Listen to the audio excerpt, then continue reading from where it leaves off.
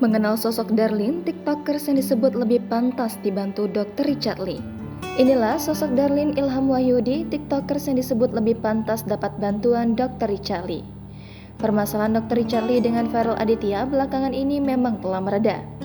Ferel Aditya pun tampak mendapatkan berbagai hujatan dari warganet atas keputusannya berhenti sekolah yang dibiayai Dr. Richard Lee.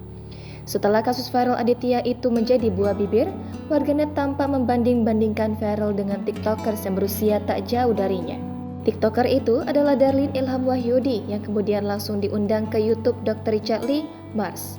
Melansir YouTube Dr. Richard Lee pada Jumat 25 Agustus, Darlene mengungkapkan kisah hidupnya sebagai anak remaja yang viral di TikTok karena kesehariannya. Darlene kemudian dibanding-bandingkan dengan Ferel Aditya serta disebut warganet lebih pantas menerima bantuan dari Dr. Richard Lee.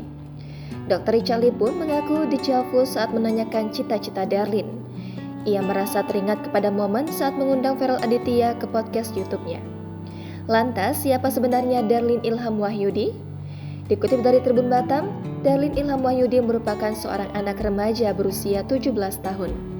Saat ini, Darlene masih menempuh pendidikan di Madrasah Aliyah Negeri 4 Pandeglang, Banten, Jawa Barat, kelas 11. Mulanya, Darlene viral di TikTok karena membagikan kesehariannya sebagai siswaman yang berjualan. Darlene diketahui berjualan basreng, bakpao, donat, hingga corn dog di sekolahnya. Semua makan yang ia jual itu dibuat Darlene sendiri untuk membantu perekonomian orang tuanya. Ayah Darlene diketahui berprofesi sebagai buruh bakar arang, sementara ibunya seorang ibu rumah tangga. Usut punya usut, Darlene Ilham Wahyudi telah berjualan di sekolah sejak duduk di bangku kelas 3 SD. Sebelum diundang Dr. Richard Lee ke YouTube-nya, Darlene telah diundang ke berbagai tempat. Ia pernah diundang di program televisi yang dipandu Raffi Ahmad dan Irfan Hakim, yakni For You Pagi, serta acara Rumpi yang dipandu Feni Rose. Darlene juga pernah diajak masak bersama Farida Nurhan di kanal YouTube-nya.